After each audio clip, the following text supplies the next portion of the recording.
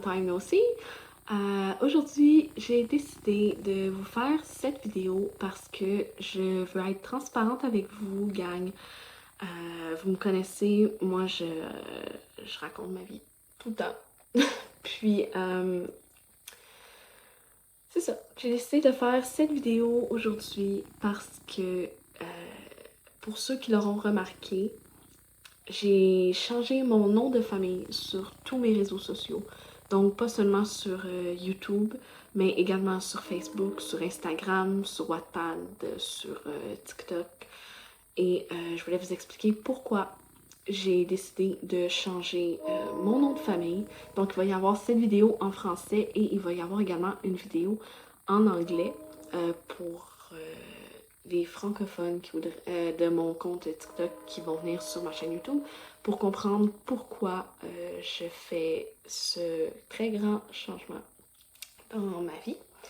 Puis, si ça vous intéresse de savoir pourquoi j'ai décidé de changer mon nom de famille, ben restez à l'écoute parce que c'est parti. Tout d'abord, avant d'entrer dans le vif du sujet, je voulais vous laisser savoir que ça faisait longtemps que je n'avais pas fait de vidéo parce que je travaille beaucoup, comme peuvent en témoigner les poches et les cernes sous mes yeux. Puis avec l'école également, c'est pas super évident de trouver du temps pour trouver des concepts et ou pour faire des vidéos. Donc, mais cette vidéo-là me tient vraiment à cœur. Donc, ceux de ma famille sont déjà tous au courant que je change mon nom de famille, ils supportent ma décision et tout. Mais vu que je vais être transparente avec la très très petite communauté que j'ai, vous êtes une communauté quand même, puis pour moi c'est vraiment important que vous sachiez pourquoi j'ai décidé de prendre cette décision-là. Donc on va entrer tout de suite dans le vif du sujet. Donc ça a commencé à la mi-octobre de l'année 2023, donc de l'année passée. J'ai eu une dispute par message texte avec mon père, que je vais maintenant appeler mon géniteur. Puis, c'était une dispute parce que, pour pas trop entrer dans les détails, mon frère avait besoin d'aide, puis mon père ne voulait pas l'aider.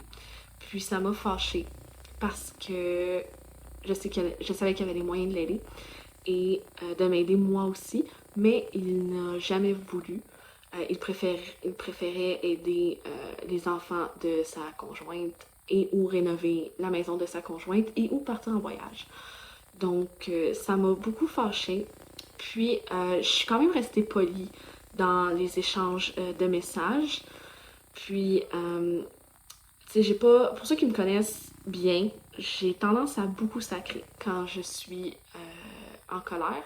Mais là, je suis restée polie, j'ai pas sacré, je suis restée civilisée et tout. Je n'ai plus la conversation par message par contre parce que quand on bloque quelqu'un, ben, la conversation s'enlève en fait. Puis, c'est ça. Donc, je me suis chicanée avec mon géniteur par message texte pour cette raison-là. Puis, le lendemain, à partir du lendemain, j'essayais d'appeler mes grands-parents. Ça répondait pas, j'essayais de leur envoyer des messages, ça répondait pas. Pendant le reste du mois d'octobre, tout le mois de novembre, tout le mois de décembre, pas tout le mois de décembre, le début du mois de décembre, j'appelais mes grands-parents au moins 2 fois par semaine, puis je n'ai jamais eu de réponse. J'ai eu une réponse une fois, je crois, vers fin novembre.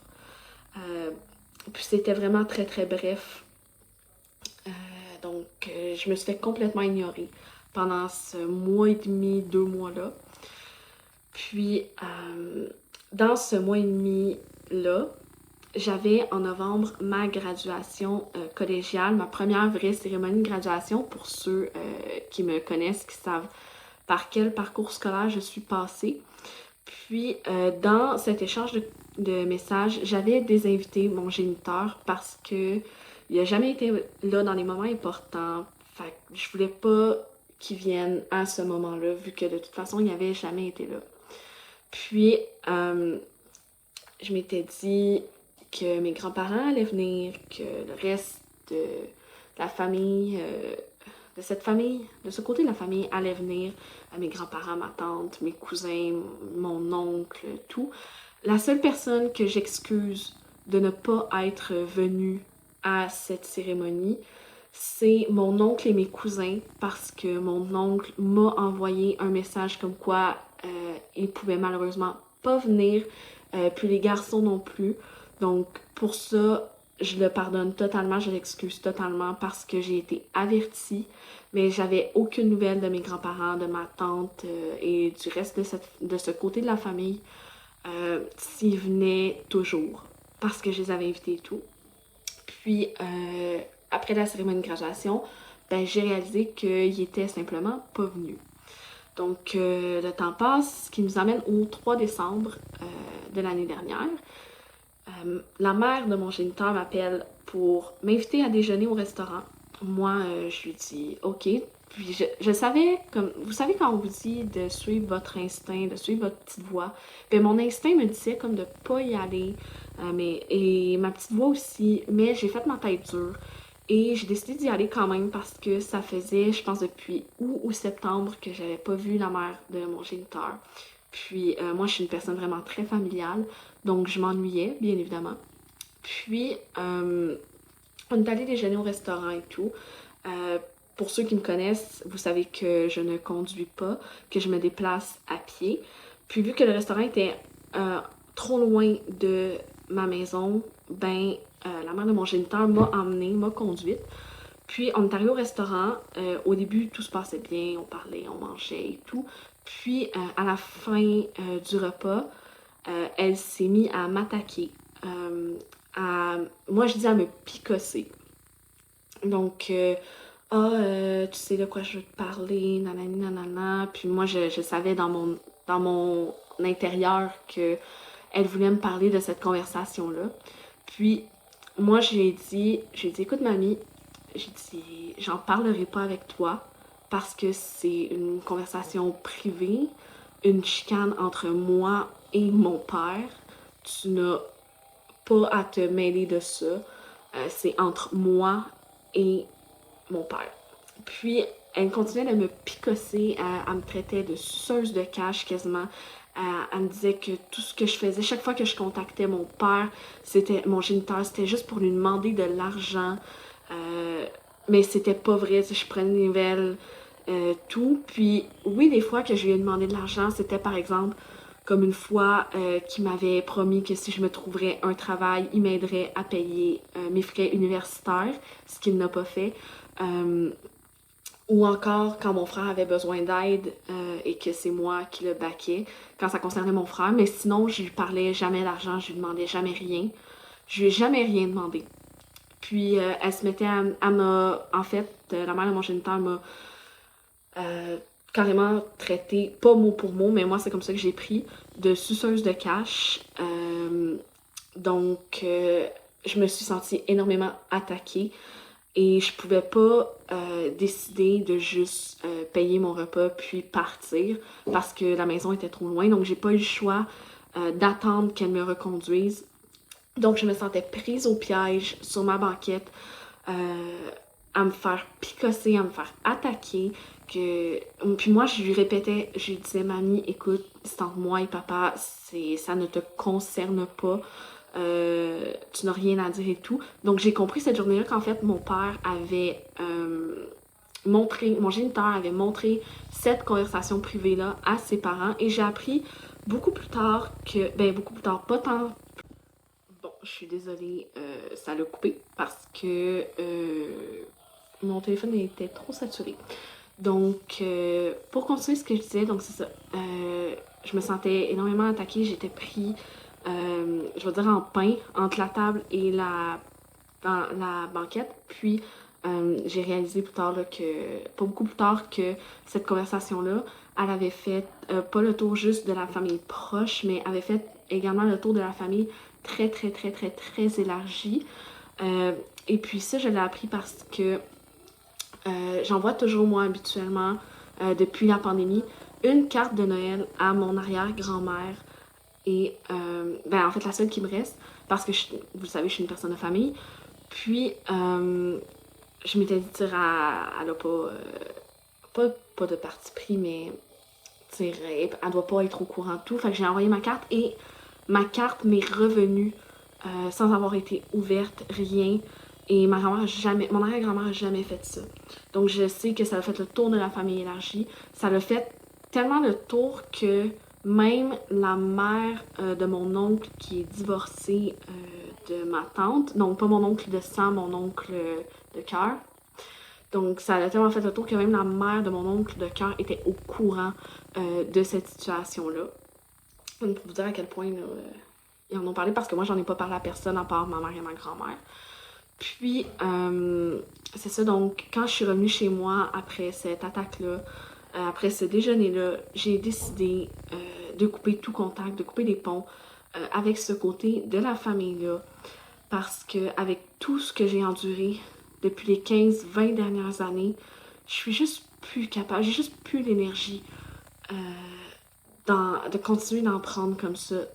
Puis, pour vrai, pour vous donner des exemples, quand j'allais de ce côté de la famille, je me suis toujours sentie comme ignorée.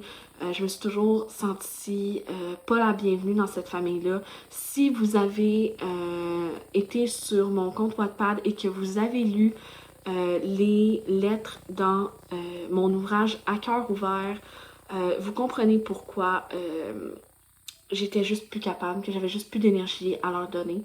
Puis si vous l'avez pas fait, je vous suggère fortement d'aller lire ces lettres pour comprendre un peu mieux. Donc, le 3 décembre 2023, j'ai décidé que mon chapitre de vie avec eux était fermé, était fini. Que les seules personnes de ce côté de la famille avec qui je gardais contact et que je vais toujours garder contact parce qu'ils sont innocents de tout crime là-dedans, c'est mes cousins, mon grand de 16 ans puis mon petit bout de 10 ans. Parce que, comme j'ai dit, ils sont innocents dans cette situation-là. Puis, mon oncle de cœur, bien évidemment, là, que je garde contact avec lui. Puis, après avoir pris cette décision-là, veux pas, c'est un deuil à faire. C'est, pour moi, c'était le deuil d'une famille que j'ai toujours rêvé. Le deuil d'un père que j'ai toujours rêvé d'avoir puis que je n'ai jamais eu puis que j'aurai jamais. C'est le deuil d'une partie de ma vie, le deuil de mon passé aussi. Puis en même temps, c'est un soulagement. Le soulagement de plus avoir à me mettre, à me faire subir ça, de plus me faire subir ça. Le soulagement de voir que j'avance dans la vie puis que j'ai comme maturé. Parce que je m'inflige plus le traitement que je subissais de ce côté-là. Parce que même si je savais ce que je subissais tout, je m'infligeais quand même ça parce que je suis une personne de famille, je suis une personne sentimentale, puis je voulais leur donner une chance encore et encore et encore. Puis la journée du 3 décembre m'a fait réaliser que dans le fond, je donnais de l'énergie puis je faisais des efforts pour absolument rien. Puis c'est ça, donc c'est un deuil, c'est à faire, c'est un soulagement. Puis j'en ai eu là peut-être pour une bonne semaine, certains, à pleurer ce deuil-là, à pleurer cette famille-là, à pleurer la famille sur laquelle je dois malheureusement faire une croix pour pouvoir être capable d'avancer dans mon chemin de vie. Puis j'ai décidé, ça faisait un bout en fait, depuis cette journée-là, que ça me trottait dans la tête de changer mon nom de famille et tout. Puis récemment, je vous dirais là, ce week-end, j'ai commencé à regarder qu'est-ce que je pouvais faire pour changer mon nom de famille. Puis j'ai décidé de commencer en fait par la base, de changer mon nom de famille sur mes réseaux sociaux. Puis j'ai également décidé d'entamer des procédures pour voir si je serais admissible à faire changer légalement mon nom. Donc, pour que au Québec, Camille Simoneau n'existe plus, mais que Camille Simard existe. Parce que je veux commencer ma 25e année en étant une nouvelle personne. Parce que oui, c'est sûr que je vais toujours avoir mon passé à emmener avec moi parce que personne ne peut nécessairement se défaire de son passé. mais ne plus être affiliée à mon ancien nom de famille va me faire sentir tellement mieux. Je penserai plus autant à ce que j'ai subi de ce côté-là de ma famille, à ce que j'ai dû endurer pendant mon enfance, pendant mon adolescence, aux sentiments négatifs qui m'ont fait vivre, au fait que je me sentais traînée par le bas par cette famille-là et tout. Je veux commencer ma 25e année en étant affiliée à un nom de famille qui m'a toujours supportée, qui a toujours été là. Je veux commencer ma 25e année en portant le nom de la personne qui m'a vraiment élevée. Puis, c'est pas mon géniteur qui m'a élevée, il a jamais été là. Pour ceux qui me connaissent, ceux qui connaissent mon histoire comme il faut, je parle de mes amis proches, de ma famille, qui regardaient cette vidéo-là, vous savez qu'il a jamais été là. Puis, je veux porter le nom de la personne qui m'a réellement... des personnes qui m'ont réellement élevée. Donc, je veux commencer ma 25e année en portant le nom de ma mère, en portant le nom de mon grand-père, que c'est lui qui a vraiment élevé le côté masculin, si on veut dire, le côté qu'un père est censé élever son enfant. C'est mon grand-père qui a élevé ce côté-là de moi.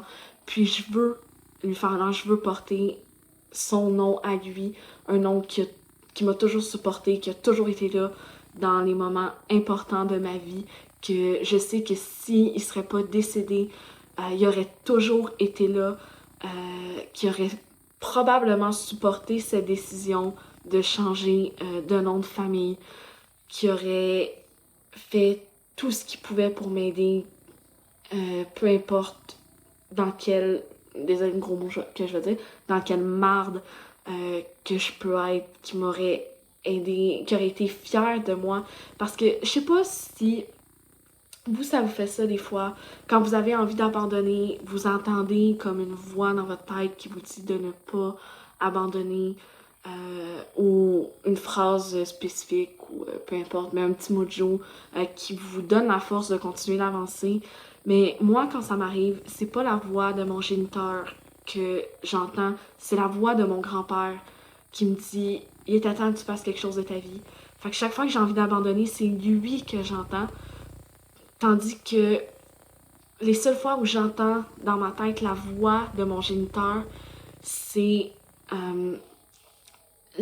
c'est une phrase qui va me rester gravée à l'intérieur pour toujours, que oui, j'ai accepté que ça a été dit, mais que je ne peux malheureusement pas pardonner et que je ne vais jamais pardonner parce que aucun parent devrait dire ça de son enfant. Mais la seule fois que j'entends cette phrase-là, c'est dans mes moments de grosse déprime, parce que tout ce qu'ils m'ont apporté, c'est que de la négativité. Puis, je veux commencer ma 25e année positivement, avec un nom que je vais être fière de porter, que je vais être fière d'être affiliée avec, d'être affiliée à ce nom-là, que je vais être fière d'eux, puis qu'ils vont être fiers de moi en retour. Puis, je sais pas honnêtement comment je pourrais vous expliquer mieux que ça. Comme je vous ai dit, à partir de demain, je vais entamer des procédures pour être capable de changer légalement mon nom de famille. Puis c'est ça, c'est pas mal détaillé. C'est pas mal ce que je voulais vous dire de la raison du pourquoi, du comment j'en suis venue à cette décision de changer mon nom de famille. Puis j'espère beaucoup honnêtement que pour ma 25e année, je vais être admissible au changement de nom légal, puis que je vais pouvoir être capable de légalement changer mon nom. Donc, c'est tout ce que j'avais à dire. C'est sûr que c'est une vidéo un petit peu plus lourde que celle que je fais habituellement sur cette chaîne YouTube. Puis, j'espère que vous me soutiendrez dans cette décision-là. C'est sûr que c'est une vidéo que je fais avec un peu d'appréhension parce que je sais que ça va être vu de ce côté, je vais encore dire de ce côté de ma famille parce qu'honnêtement, je sais pas comment les appeler. Puis, parce que je sais que cette vidéo-là va être visionnée par eux, je sais qu'ils comprendront pas mon choix, puis qu'ils vont jamais le comprendre. Je sais qu'ils m'appuieront pas, mais j'espère que vous m'appuierez. J'espère que vous me soutiendrez comme ma mère, ma grand-mère, puis tout le reste de ma famille me soutiennent, mes amis me soutiennent, mon oncle me soutient et tout. Donc, c'était ça, la vidéo de cette semaine. Donc, ça m'a fait plaisir de vous revoir YouTube, ça faisait vraiment longtemps, honnêtement. Puis, j'espère que les vidéos que je vais faire prochainement vont être un peu plus légères. J'espère que vous avez bien compris pourquoi j'avais pris cette décision-là. Ça me fait plaisir de vous parler, comme d'habitude. Donc, je vous souhaite une joyeuse Pâques en retard, une bonne soirée parce que l'on doit être en fin de journée au moment où je tourne cette vidéo-là. Donc, je vous souhaite une bonne soirée, une bonne matinée ou une bonne journée, tout dépendant quand vous regardez cette vidéo. Puis, on se dit à la prochaine. Bye!